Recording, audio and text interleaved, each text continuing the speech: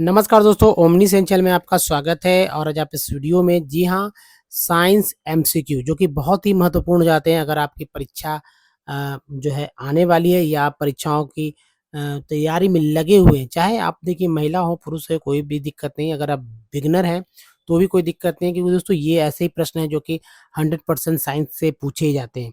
तो Bihar police, UP police की परीक्षाएँ अगर लगातार होती रहती हैं, जैसा कि अभी कांस्टेबल का भी है, तो लगातार आप इस तरह के वीडियोस ज़रूर देखें। और ख़ासकर हमारे चैनल पर पहले से अवेलेबल हैं वीडियोस को। तो देखिए ये कुछ स्टैटिक प्रश्न होते हैं जो कि कभी बदलते नहीं हैं। तो दोस्तों एसएससी, बीपीएससी, पीसीएस की तमाम परीक्षाओं को ध्यान में रखते हुए इसे तैयार किया गया है क्योंकि अगर आप अपनी जड़ को मजबूत करना चाहते हैं तो आप इस तरह के वीडियो ज़रूर आपके लिए लाभदायक होंगे। तो चलिए, सबसे इम्पोर्टेंट दोस्तों कि अगर आप देखिए नए हैं तो चैनल को सब्सक्राइब कीजिए। चैनल का नाम है ओमनी सेंट। नीचे सब्सक्राइब बटन भी है, इस घंटी को दबाइए। आने वाली वीडियो के लिए, वीडियो पसंद है तो लाइक और शेयर जरूर कीजिएगा। तो पहले प्रश्न में चलते हैं और आप बताइए कि क्या पहले प्रश्न का जवाब आपको पता है या नहीं। तो देखिए पहला प्रश्न है, रेडियो सक्रियता के खोजकर्ता कौन है? जी हाँ, रेडियो सक्रियता के खोजकर्ता कौन है? तो ऑप्शन आपके सामने आ रहा है, तो ऑप्शन को इस तरह से देखिए, बताइए। ये रहा, 4 ऑप्शन है। Newton, A Newton, B Einstein, C madam Curie या डी हेनरी बेकुरल। तो पहला प्रश्न का आंसर आप बताइए। चलिए, आंसर है इसका, रेडियो सक्रियता के खोजकर्ता कौन है? रेडियो सक्रियता के खोजकर्ता है जी हाँ, तो डी हो जाएगा, हेनरी बेकुरल। हेनरी बेकुरल जो है रेडियो सक्रियता के खोजकर्ता है। दूसरा, रेडियम के खोजकर्ता कौन है? जी हाँ, रेडियम के खोजकर्ता कौन है? और इसके ऑप्शंस आपके सामने आ रहे हैं। A madam Curie, B Lindsay, C Robert Perry और डी मैडम क्यूरी और रॉबर्ट पेरी। जी हाँ, आंसर बताइए दोस्तों। आंसर है ऑप्शन डी हो जाएगा, मैडम क्यूरी और रॉबर्ट पेरी। अगले प्रश्न में चलते हैं। प्रश्न नंबर जो हमारा है 3, सभी प्राकृतिक रेडियो सक्रिय तत्व अल्फा, बीटा, गामा, ठीक है, किरणें के उत्सर्जन के बाद अंततः बदल जाते हैं। ठीक है, अल्फा, बीटा और गामा। किरणें उत्सर्जन के बाद अंततः बदल जाते हैं। ऑप्शन ए सीसा में, ऑप्शन बी कार्बन में, ऑप्शन डी सी ग्रेफाइट में, ऑप्शन डी जस्ता में। आंसर, जी हाँ, तो आंसर हो जाएगा, बताइए, गेस कीजिए, ऑप्शन ए। जी हाँ, शीशा में ये बदल जाते हैं। चलिए अगले प्रश्न में चलते हैं। अगला है प्रश्न नंबर 4, सबसे अधिक आयतन क्षमता किस किरण की होती है? सबसे अधिक आयतन क्षमता किस किरण की होती है? और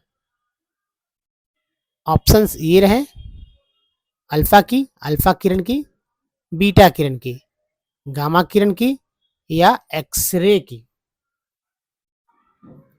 उत्तर है, जी हाँ, उत्तर है अल्फा। जी हाँ, तो अल्फा किरण जो होता है, अल्फा जो रे होता है, उसका आयतन क्षमता सबसे अधिक होता है।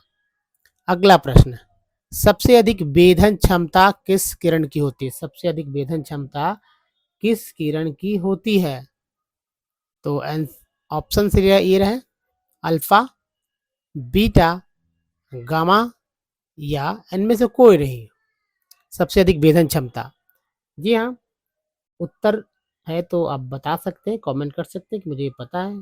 दोस्तों आंसर मैं बताता हूँ, ऑप्शन सी हो जाएगा, गामा। गामा किरण की वेधन क्षमता सबसे अधिक होता है। नेक्स्ट है, एक अल्फा कण निकलने से परमाणु संख्या में कितनी इकाई की कमी होती है? एक अल्फा कण निकलने से परमाणु संख्या में कितनी इकाई की कमी होती है? तो चलिए इसे भी देखते हैं।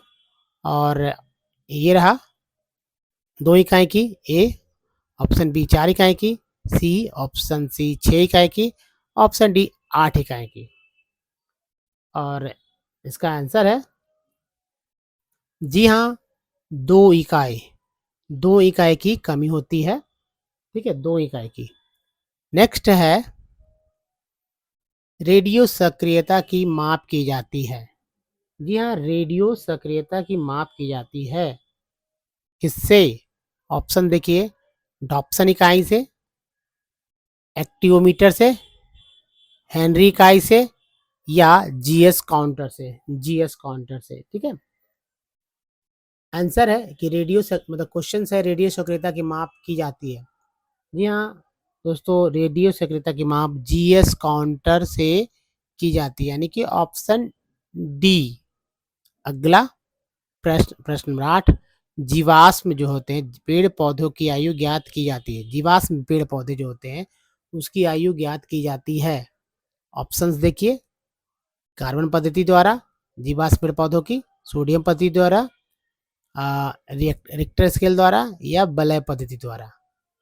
देखिए आंसर, जी हाँ, आंसर के बाद कुछ चीज सोचना जरूर पड़ता है और कुछ कॉमन चीज होता है। तो देखिए दोस्तों, ये आप बताइए इसमें कि कौन सा होने वाला है आपका सही।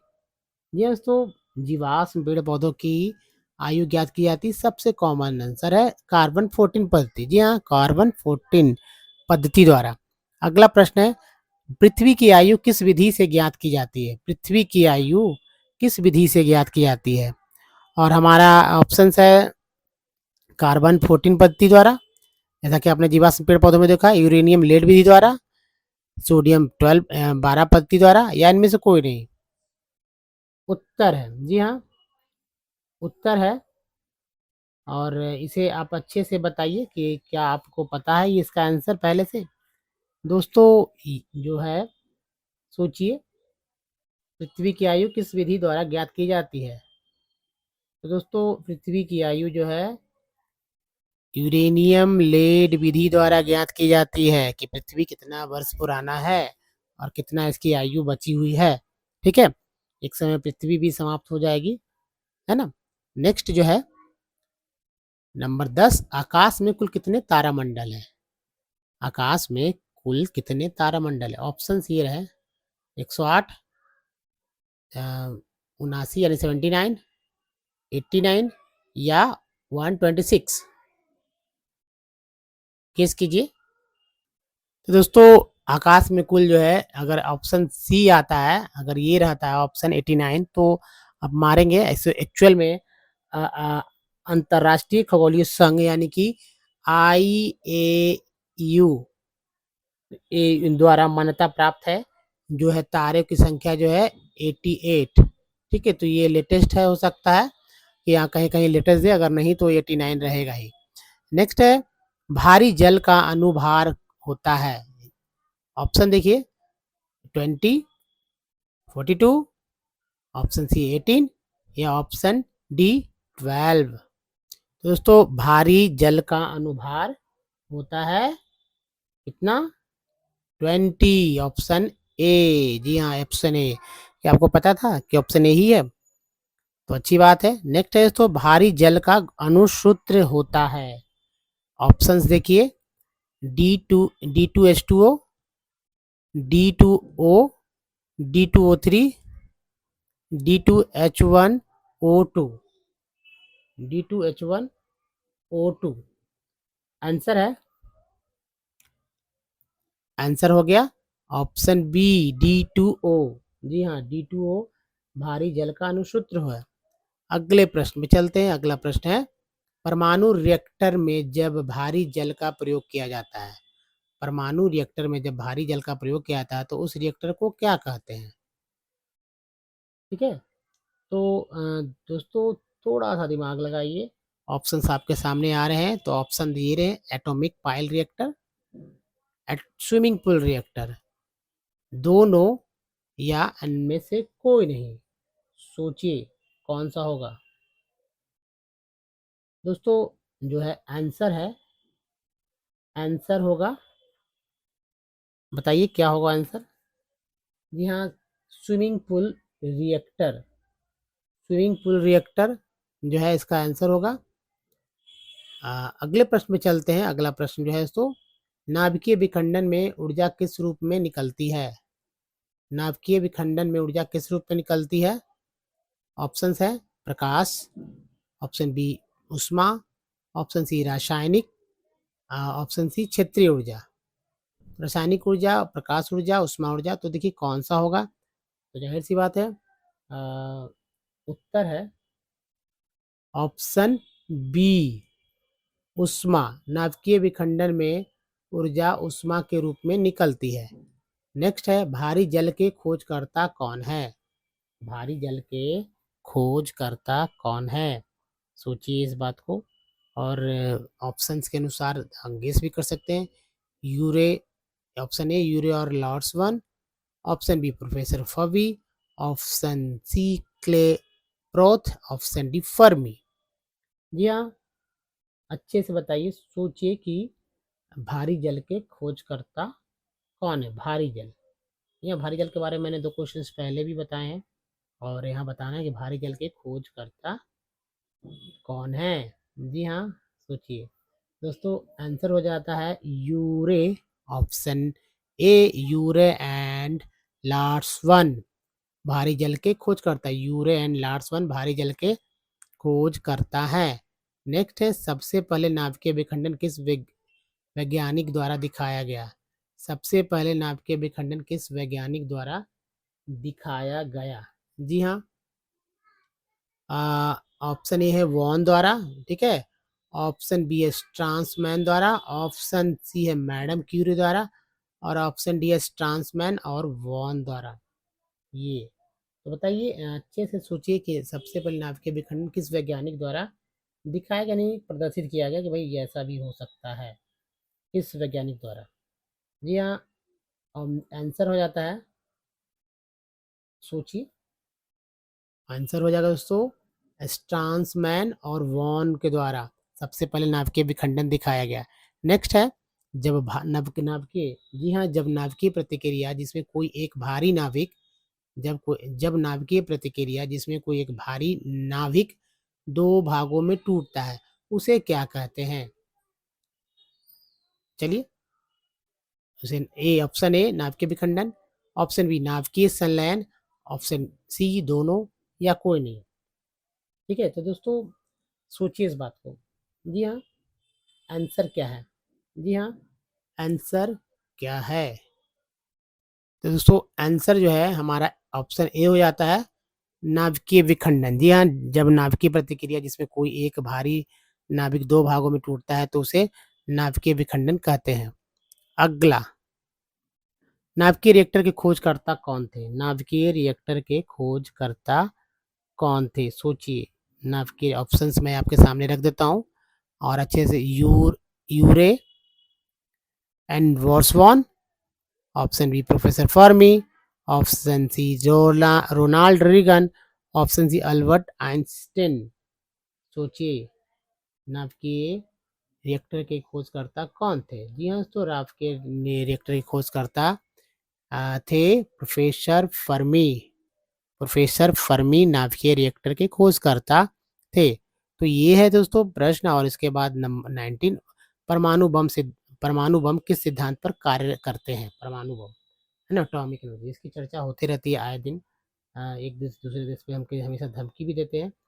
तो परमाणु बम किस सिद्धांत पर कार्य करते हैं? परमाणु बम, तो चलिए आंसर जानते हैं, लेकिन ऑप्शंस पहले आपके सामने आएंगे।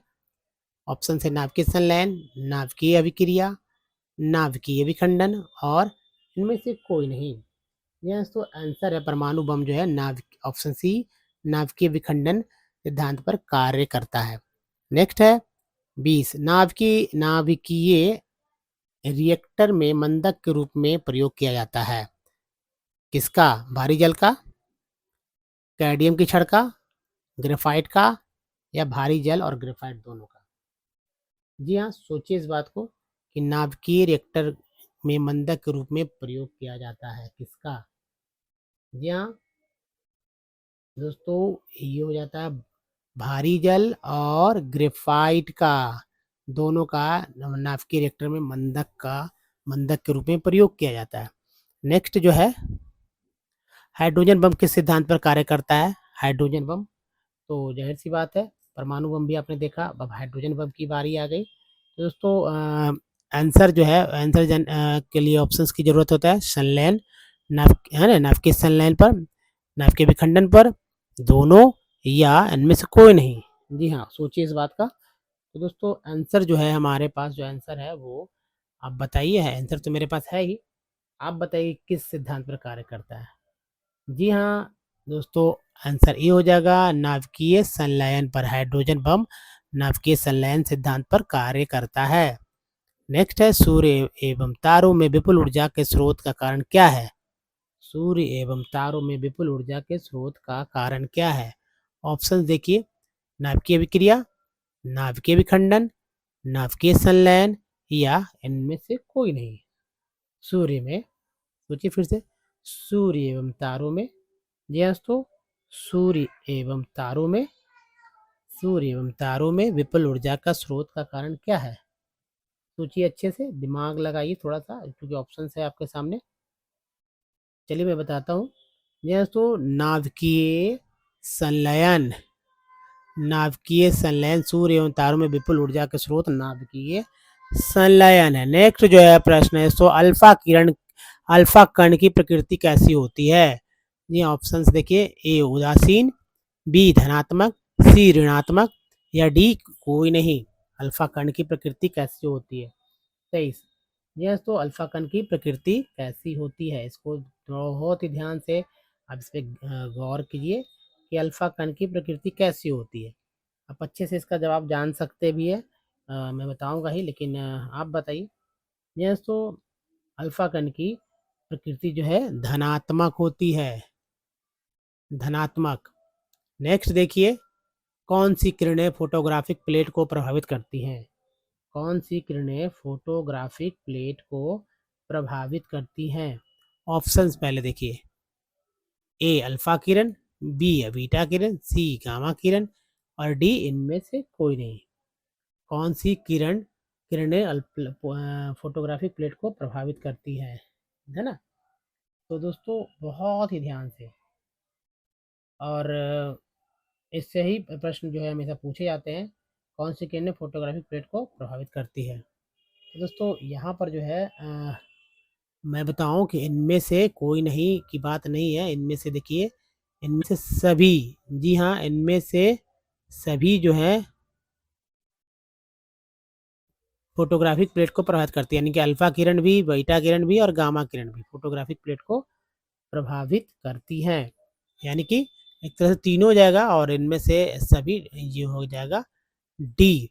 नेक्स्ट जो है, पृथ्वी से सूर्य की को प्रति सेकंड ऊर्जा प्राप्त होती है ना, हर एक सेकंड ऊर्जा प्राप्त होती है, तो जिसमें फलस्वरूप इसका द्रव्यमान कितना प्रति सेकंड की दर से घट रहा है? सूर्य से पृथ्वी को प्रति सेकंड ऊर्जा प्राप्त होती है, तो जिसके फलस्वरूप इसका द्रव्यमान, इसका द्रव्यमान, यानी सूर्य का द्रव्यमान कितना प्रति सेकंड की दर से घट रहा है। ठीक है, तो दोस्तों आंसर है, आंसर के पहले ऑप्शंस जानेंगे। तो यहाँ तो option A, option B, option हमारे पास है सी, और ऑप्शन डी। जी हाँ, तो अब देखिए ये नंबर्स जो हैं बहुत लंबे हो जाते हैं। 4 into 10 10 to the power 26 kilogram per second, इस तरह से जो है। तो सीधा मैं आंसर आपको बताऊं कि ये जो है दोस्तों 10 to the power 2 kilogram per second के हिसाब से ये घट रहे हैं। ठीक है, तो ये हो गया हमारा 25 नंबर का प्रश्न। नंबर देखिए 26, कौन सी किरण की प्रकृति उदासीन होती है? ऑप्शन है अल्फा किरण की, बीटा किरण की, गामा किरण की, या इनमें से कोई नहीं। एक तो मैंने बताया था ये कि कौन सा किरण जो है धनात्मक है। तो इसमें आप बताइए कि कौन सी किरण की प्रकृति उदासीन होती है? कौन सी किरण की, यानी कि कौन से जो है किरण की प्रकृति उदासीन होती है? सोचिए, इस बात को सोचिए, अच्छे से सोचिए दोस्तों। बहुत ही अच्छा क्वेश्चन है, और पूछा भी जा सकता है दोस्तों। आंसर है गामा। जी हाँ, गामा किरण की प्रकृति जो है उदासीन होती है। नेक्स्ट जो है 27, कौन सी किरणें फोटोग्राफी प्लेट को प्रभावित करती है?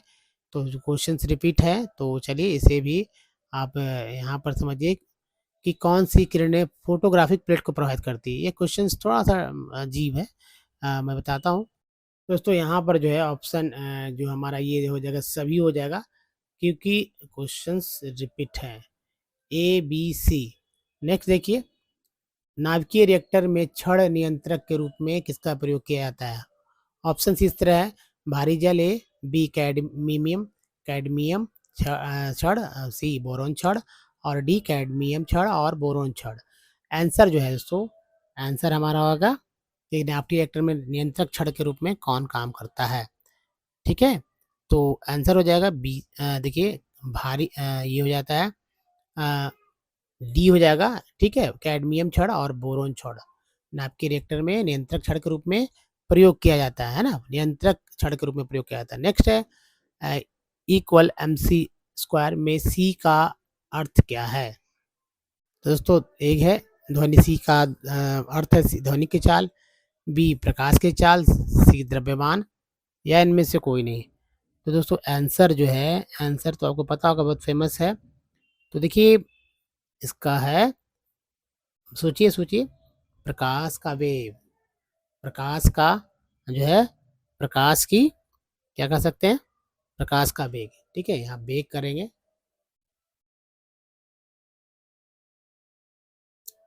प्रकाश की वेग, सी का अर्थ प्रकाश की वेग है। नेक्स्ट जो है, सूर्य से पृथ्वी को प्रति सेकंड कितना ऊर्जा प्राप्त हो रही है।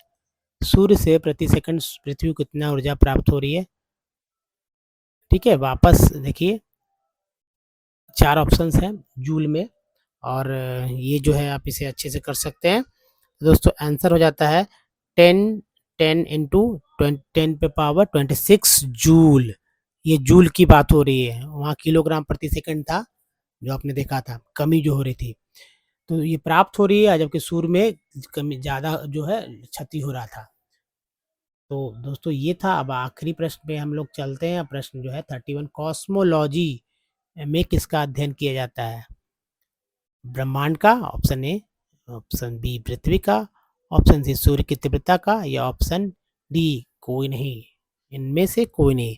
कॉस्मोलॉजी, जी हाँ, कॉस्मोलॉजी का इंग्लिश वर्ड है और इसमें अध्ययन किया जाता है, जी हाँ, ब्रह्मांड का। तो जी हाँ, तो ये थे 31 क्वेश्चन जो कि बहुत ही इंपॉर्टेंट थे, चाहे आप कहीं भी किसी भी जगह से पूछ सकते हैं, क्वेश्चन के रूप में बहुत ही महत्वपूर्ण है। और तो इस वीडियो में, जी दोस्तों, इस वीडियो में यहीं तक। वीडियो आपको अच्छा लगा तो प्लीज़ नीचे एक सब्सक्राइब का बटन दिया गया है, उसको सब्सक्राइब करके घंटी को दबाइए, ताकि मेरे मेहनत को सम्मान मिल सके और आपको बेनिफिट्स मिल सकें।